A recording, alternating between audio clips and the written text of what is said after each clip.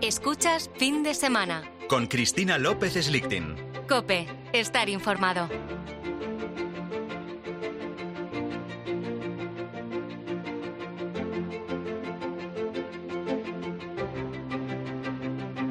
Creo que a los seres humanos nos unen más cosas de las que nos separan.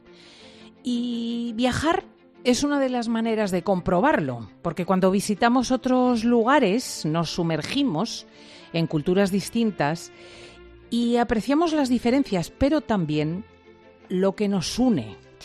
Cuando Rubén Díaz, un joven cántabro, comenzó a subir vídeos a su incipiente canal de YouTube, el contenido que se estilaba eran videoclips o vídeos de caídas graciosas, seguro que lo recuerdas. En el caso de Rubén, decidió grabarse haciendo tutoriales. Bueno, os voy a enseñar cómo instalar un globo sin soplar. Hemos medido una botella de cristal en el congelador. Se trata de que el aire se enfríe y después le aplicamos calor a la botella y al calentarse el aire sube, asciende y se va hinchando el globo. A lo mejor te suena su voz. Como puedes apreciar, Rubén estaba explicando cómo inflar un globo sin necesidad de soplar. En realidad, un tutorial de física. Rubén grababa con su propio teléfono y en las imágenes no se veía su cara. Y dirás, ¿por qué te cuento todo esto? Bueno, pues porque la vida da muchas vueltas y el canal de YouTube de Rubén Díaz ha cambiado un poco. Hola a todos amigos y bienvenidos a un nuevo vídeo de Lethal Crisis. Yo soy Rubén Díaz y sigo viajando por Kirguistán. Bienvenidos a un nuevo vídeo. En el día de hoy me encuentro en Quito, la capital de Ecuador. La aventura continúa. Nos encontramos en las regiones, en los estados más salvajes, más recónditos, más inexplorados probablemente de toda India. Me encuentro en una ciudad llamada Tirana, en efecto, la capital de Albania. Bienvenidos a Lembata, una isla desconocida, ubicada en Flores, Indonesia. Hemos estado más de 10 días en Amazonas, de travesías, de cacerías en Amazonas, con el pueblo Sápara. Hoy, más de 5 millones de personas disfrutan de su contenido, que ya nada tiene que ver con lo químico o lo físico.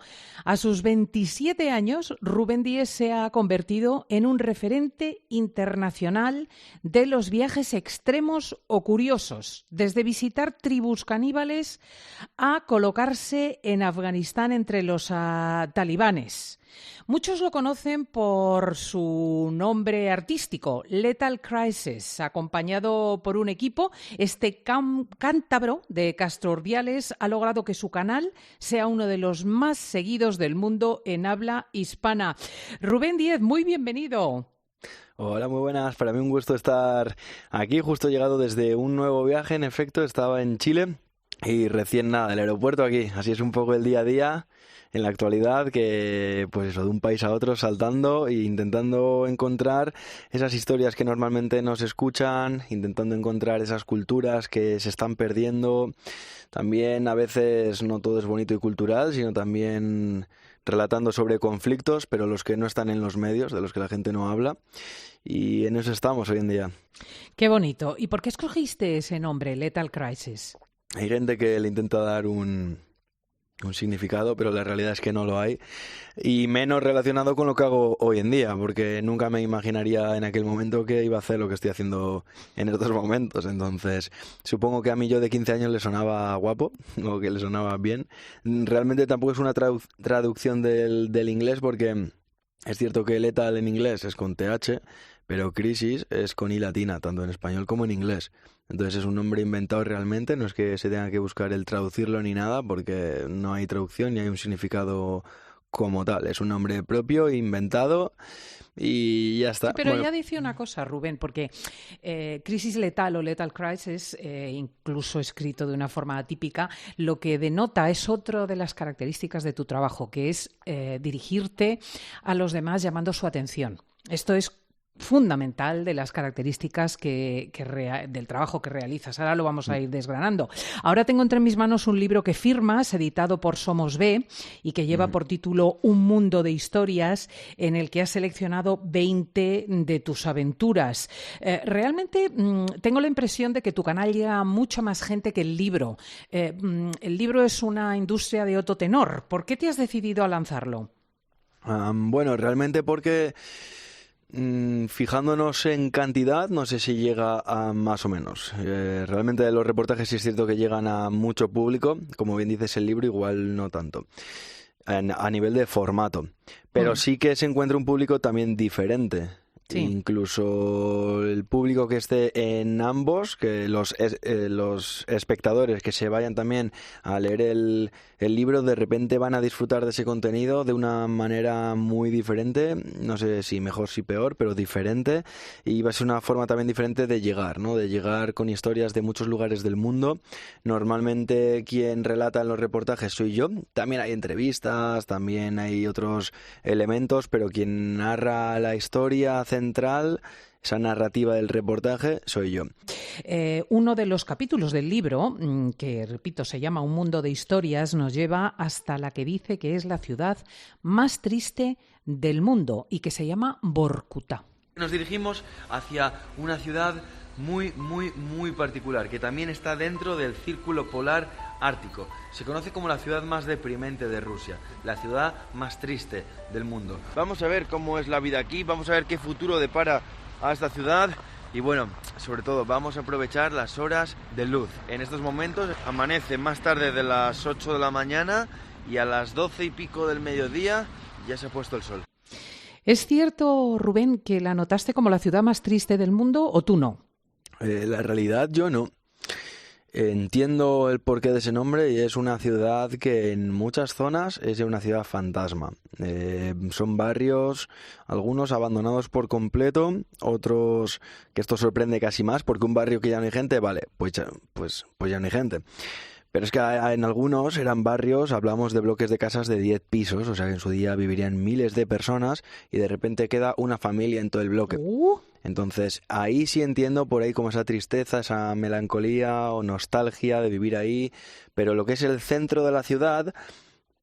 ¿Por qué se han ido? ¿Por qué se ha despoblado esa ciudad tanto? Claro, o sea, esta ciudad tiene algo, tiene muchas cosas que son muy interesantes. Es una ciudad en el Ártico ruso que se creó, porque ahí hay unas minas de carbón, se creó en el año 30 y pico.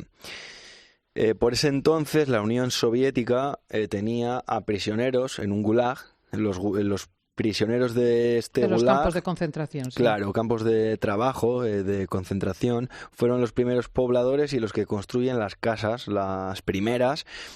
Entonces, estas minas luego se convirtieron ya, o sea, llegaron trabajadores normales que les contrataban.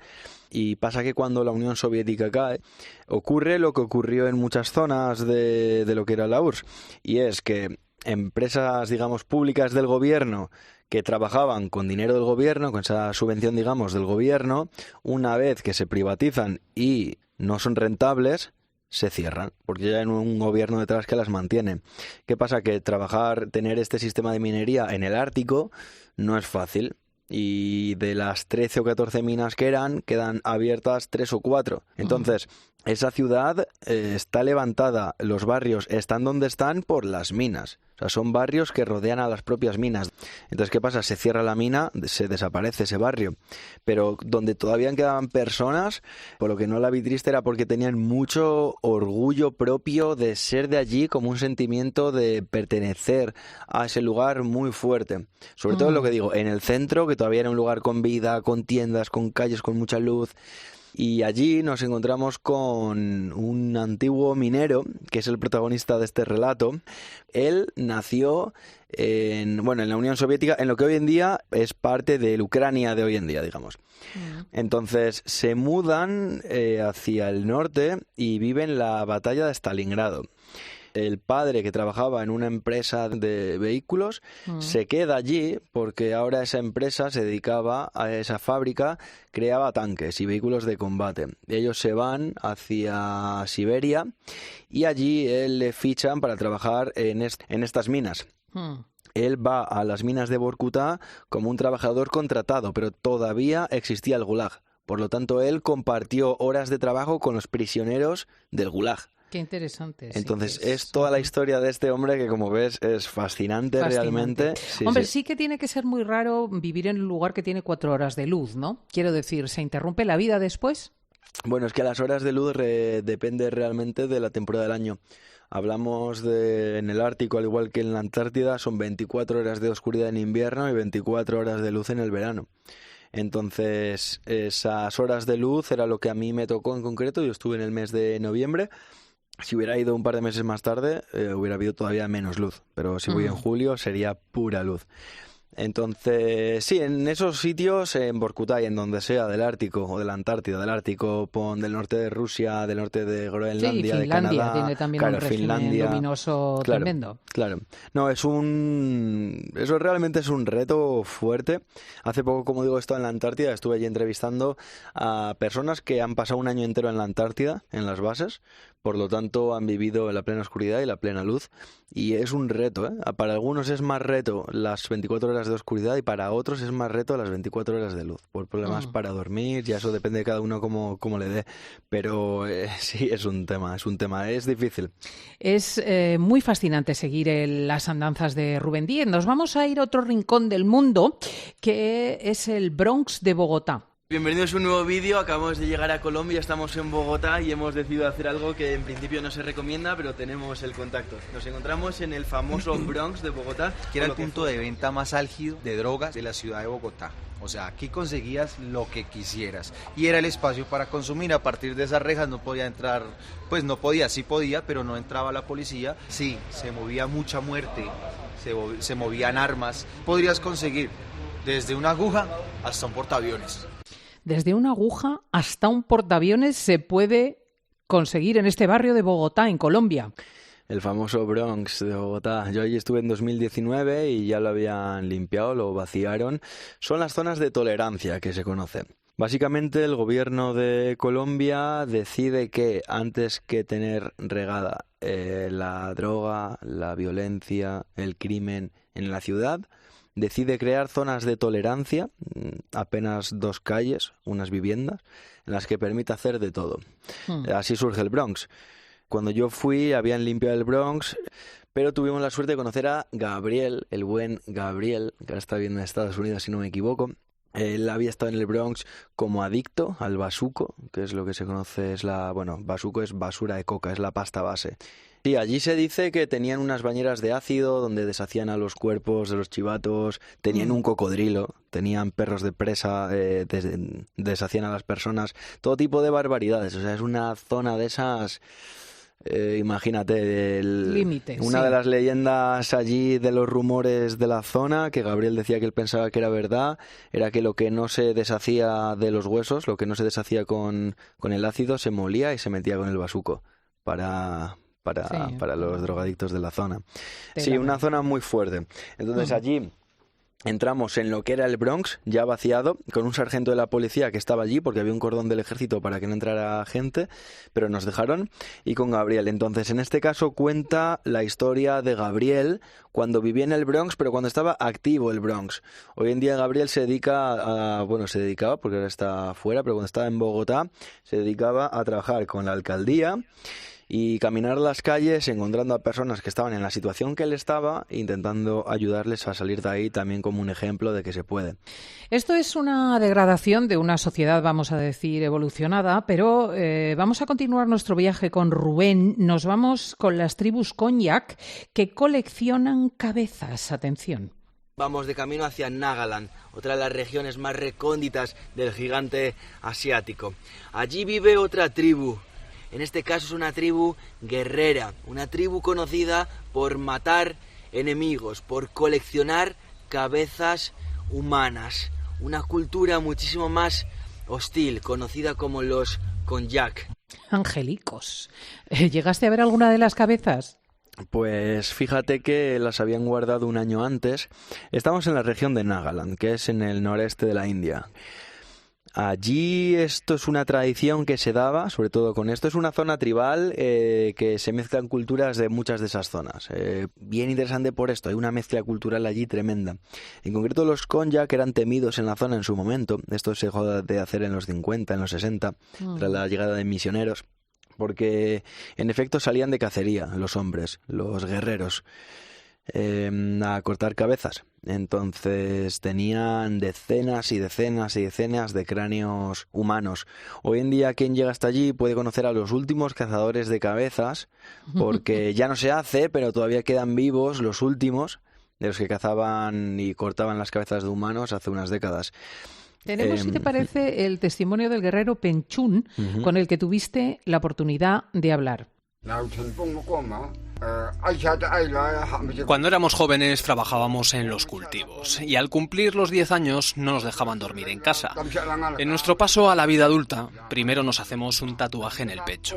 Luego vamos con la comunidad a cazar cabezas de otras tribus y después nos hacemos el tatuaje en la cara.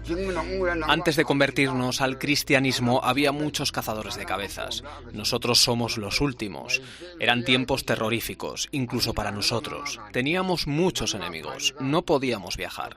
Gracias al cristianismo llegó la paz y ahora estamos mejor que nunca. Angelito. Rubén, ¿cómo fue tu encuentro con Penchún? ¿Qué recuerdas de esa entrevista? Fue tremendamente interesante y bastante especial en algo concreto, y es que fíjate que normalmente a la hora de entrevistar en zonas tribales, uno debe preguntar cosas bastante concretas para que se entienda la pregunta. Es más preguntar cosas básicas y rudimentarias del día a día, porque también si preguntas del pasado, normalmente, como no hay una escritura de la historia, sino que es del boca a boca, es un poco difícil. Y sin embargo, con la este hombre... abstracción les cuesta. Sí. Sin embargo, con este hombre fue como completamente al revés. Tuvimos una conversación en la que pudimos desarrollar diferentes temas. Le preguntamos sobre sus nietos, cómo veía la vida, qué consejos le da a los nietos. Esto es algo que ya entra dentro de ese apartado de preguntas abstractas que normalmente no se puede hacer, ¿no? Y él nos habló de eso, nos habló de cómo recuerda todavía los tiempos en el que los británicos estaban en la India y les drogaban con opio. Recuerda cómo los británicos repartían el opio en los poblados. Entonces nos cuenta un tipo de historias y sobre todo también, bueno, la historia central de que cómo eran esos tiempos de salir a cortar las cabezas de las personas, cómo era todo, lo que estaba contando en ese fragmento que habéis puesto, y se refería a los tatuajes. Es porque en efecto los guerreros, en concreto los cortadores de cabezas, el cazador, era el único que tenía la posibilidad de tener el tatuaje en la cara. Entonces nos estaba contando ahí en ese fragmento de qué forma funciona lo de los tatuajes. Eso es porque es el tatuaje del guerrero, del cazador. Y por Oye, eso por es ser muy importante. perversa, ¿te contó sus sensaciones cuando cortaba la cabeza a la gente? Quiero decir, él mismo reconoce que era espantoso y que el cristianismo lo salvó de eso. Sí, lo que ocurre es que reniegan un poco de ese pasado. Claro. Dentro Esa del vergüenza, sí. Dentro del cristianismo en concreto, las vertientes que suele haber en estas zonas son evangélicos. Sí. Entonces los evangélicos tienen una forma de proceder bastante diferente al católico, y es que van con la misión de convertir. Entonces, a la hora de estudiar una cultura, por ejemplo, se nota cuando ha llegado un evangélico, porque básicamente es borrar todo lo que son, borrar su cultura, borrar su religión, hasta el momento que ellos mismos reniegan de lo que han sido, de lo que fueron, y ni te hablan de eso. Qué interesante esto que cuentas, sí. Aquí son décadas lo que ha pasado. Entonces, bueno, igual es que no recuerda cómo eran los tiempos. No, o sea, yo he estado en otras zonas tribales donde se llegó hace 3 o 4 años y no te hablan del Dios que tenían antes, por ejemplo, como me pasó en Sudán del Sur. Y dicen, no me acuerdo. Interesante, sí, hay como una censura del ellos pasado. mismos, eso sí. Oye, vamos rumbo a otro lugar, vamos a Sumba, donde el problema es que los hombres secuestran mujeres para casarse con ellas. En este lugar secuestran mujeres para casarse con ellas. Realmente este rapto de la novia ha ocurrido durante toda la historia en diferentes culturas. Sí hay que hacer una diferenciación entre este show, cuando la novia se fuga con el novio, pero es algo preparado, y cuando literalmente es un secuestro forzado. En este caso, en esta isla, hablamos de secuestros forzados. Claro, en este viaje tuvo Rubén la oportunidad de hablar con una joven, atención, vamos a escucharlo, que vivió eso mismo. Un día iba con mi prima al mercado y un coche paró a nuestro lado. Unos hombres nos metieron dentro. Pararon en un puente. Yo aproveché para pegar al conductor. Era un hombre que siempre me seguía, que quería que me fuera con él. Llegamos a su casa y su familia me preguntó si yo quería casarme. Yo les decía que no, una y otra vez. Pero fueron a mi casa con 2 búfalos y un caballo y les dijeron a mis padres que nos íbamos a casar. Mis padres pensaron en denunciarlos, pero los vecinos les dijeron que no lo hicieran.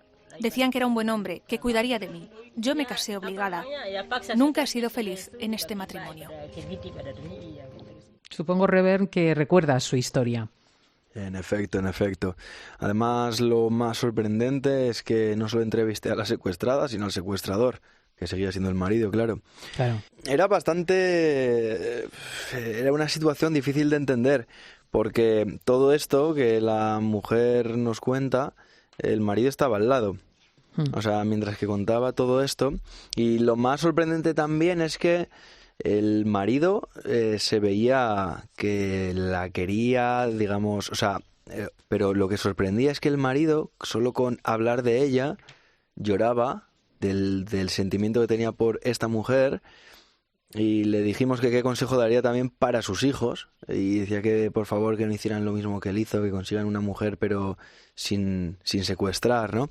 El tema es que esto es en un contexto cultural en que esto estaba a la orden del día, todavía ocurre, pero sí que está penado por la ley, se persigue en las zonas más rurales, ocurre, pero no a los niveles que podía ocurrir antes.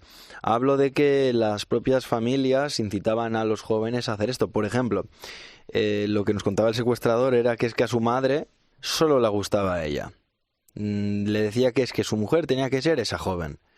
Y él estuvo en su casa por meses, como fuera de la casa. Entonces como que los padres de ella sí dejaban que él estuviera ahí, pero él se daba cuenta que ella no le hacía caso, y la madre le insistía con que tenía que ser ella, y se vio en la encrucijada de tener que secuestrarla.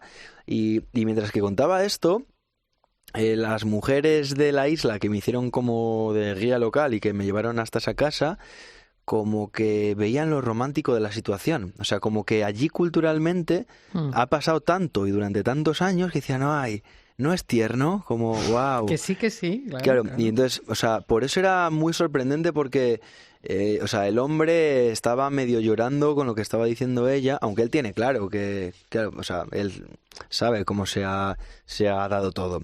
De repente nos decía ella... ella sí aceptaba que como marido era muy bueno, en el sentido de que la cuidaba mucho, muy cariñoso, la ayudaba con todo en la casa, que también hay secuestradores que son todo lo contrario, ¿no? Entonces, el secuestrador vive infeliz toda su vida, pero es que todavía hay mujeres en esa situación que encima conviven con violencia en el día a día. Imagínate. En este caso no era así. Y él decía, o sea, ella decía que hasta había llegado a cogerle cariño hasta que recordaba que le secuestró y que entonces le odiaba otra vez.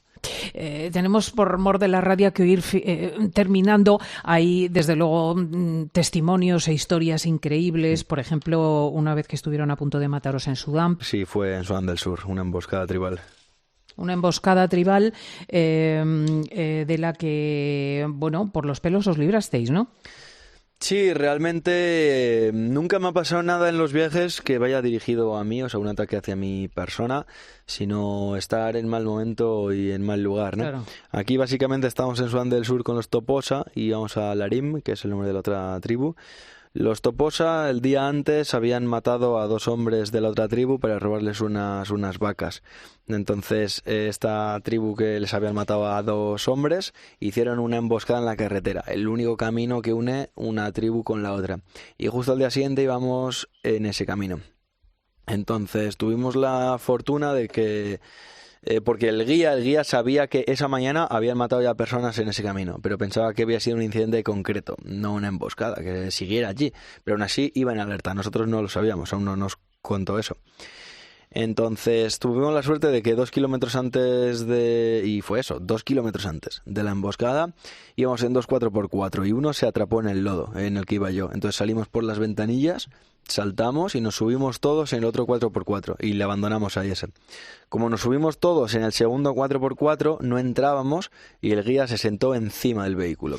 Como se sentó encima del vehículo, desde el campo de visión de la altura de donde él iba, vio a los tiradores que entraban ya con los AK en el camino. Con el AK, que es el fusil, el Kalashnikov. Entonces justo gritó, se tiró del coche y dijo vuelta, y nos dimos vuelta y no hubo disparos, no hubo sangre, no se perdió ninguna vida en ese momento, porque siguieron matando gente luego en la tarde. Por último, quería preguntarte por algo que está realmente de actualidad, uno de tus últimos viajes que ha suscitado un enorme interés, el que has hecho a la prisión, vamos a escucharlo, más famosa de El Salvador. Ahora mismo esta es probablemente la cárcel más famosa de El Salvador, casi del mundo. El CECOT, la nueva cárcel de Nayib Bukele. 12.000 pandilleros hay aquí. Aquí no hay nada que no sean pandilleros. Es la cárcel para los pandilleros. Vamos a conocer en primicia, porque aquí no ha entrado prácticamente nadie, cómo están los pandilleros, cómo se maneja todo dentro, y hasta donde podamos mostrar es que vais a ver también. Así que vamos allá. Nayib Bukele, el nuevo presidente, votadísimo por la población, llevaba como bandera y la lleva la pacificación del país a costa, claro, también de estas circunstancias. ¿Cómo es esa cárcel? Sí, en efecto, es la más famosa de El Salvador y yo creo que del mundo hoy en día. Es el CECOT, significa Centro de Confinamiento del Terrorismo. Y básicamente ahí están todos los pandilleros ya condenados.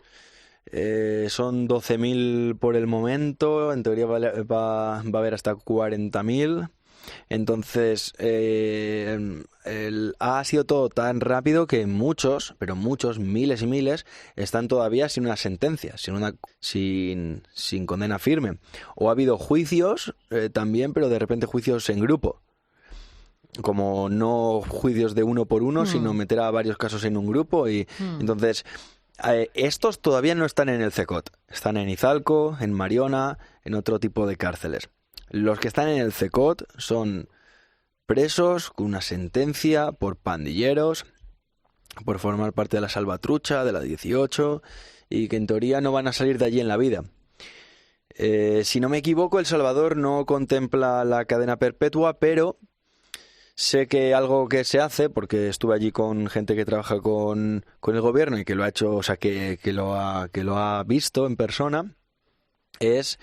Allí no hace falta que te pillen matando, secuestrando, lo que sea, para que formes parte de la pandilla. Basta con que hagas uno de los gestos de la pandilla o que lleves los tatuajes de la pandilla. ¿Por qué? Porque para llevar un tatuaje de la salvatrucha tenías que ser de la salvatrucha. Si no, llegaba la propia salvatrucha y te mataba. Y lo mismo con los gestos de las manos que hacen, que reivindican el barrio, reivindican la mara. Tenías que ser parte de la pandilla para hacerlo, y si no, ellos mismos te mataban. Entonces basta con tener ese tatuaje para ser de la pandilla, y no se permite que ningún pandillero esté en la calle. Entonces de repente termina sentencia de 20 años, ponte, un preso, le sacan a la calle, un coche le deja en la calle y otro se lo lleva de nuevo. Y a veces hacen esto, según me han contado, delante de las familias. O sea, de repente los padres de él le están esperando fuera. Claro, mentalmente les destroza, tanto a él como a la familia. Les derrumba, digamos. Pero claro, pisan la calle. Claro, esa persona sigue teniendo los tatuajes. Entonces de nuevo le arrestan y de nuevo a la prisión. Entonces... no sé realmente si es rentable, si es viable lo que dicen. La mayoría de estos jóvenes tienen 20, 25 años o 30 años. ¿Cuántas décadas tienes que mantener 40.000 personas ahí dentro? No sé. Y luego debe de ser un infierno, quiero decir, porque sujetos tan desestructurados, con tanto nivel de violencia, con tantos capos entre ellos dispuestos a todo, viven como animales, supongo. Claro, sí, o sea, la realidad es que la población de El Salvador está muy contenta con esto, porque esas personas han sido los encargados de destruir las vidas de las familias. Sí. No había ningún tipo de Por ejemplo, en otros lugares, fíjate que todavía se ve dentro del criminal algún tipo de código de honor en que, por ejemplo, los criminales de un barrio no roban en su barrio. Es más, protegen el barrio. Matan al criminal que venga de otro barrio para robar ahí. Eso pasa en otros lugares. Aquí es como sin ningún tipo de código, de nada. Las propias pandillas extorsionaban a los propios vecinos, casa por casa. El aguinaldo que pedían en Navidad. Mira, yo en El Salvador estuve justo en diciembre. Me dijeron que eran la primera vez que estaban en Navidad felices, contentos y tranquilos, porque el aguinaldo las pandillas pedían a todos los vecinos una cuota mensual, y el aguinaldo era que la cuota mensual de diciembre tenía que ser bastante mayor, como 3 o 4 veces más, para los vicios de la Navidad. Pues este es Rubén Díaz, Lethal Crisis. He de decir que se ha convertido en periodista. Indudablemente esto es periodismo. Es el nuevo periodismo, el de las redes sociales, que sustituye a los que fuimos reporteros financiados por periódicos que ahora no pueden hacerlo, por medios de comunicación que ahora no pueden hacerlo, y con soportes absolutamente fascinantes como YouTube. Tengo que felicitarlo extraordinariamente porque podría estar horas hablando de él. Y tenéis dos formas de acercaros a su trabajo, el espacio YouTube y este nuevo libro en el que efectivamente resume sus reportajes, Un mundo de historias de Somos B. Enhorabuena, Rubén Díaz, un verdadero placer. Muchísimas gracias, de verdad. Yo siempre encantado de hablar más de lo mío, que al final de verdad que me encanta lo que hago. Estoy cada día más enamorado de lo que hago y de este estilo de vida, así que poder darlo a conocer a más personas para mí es un lujo, así que mil gracias. Adelante, un saludo, adiós.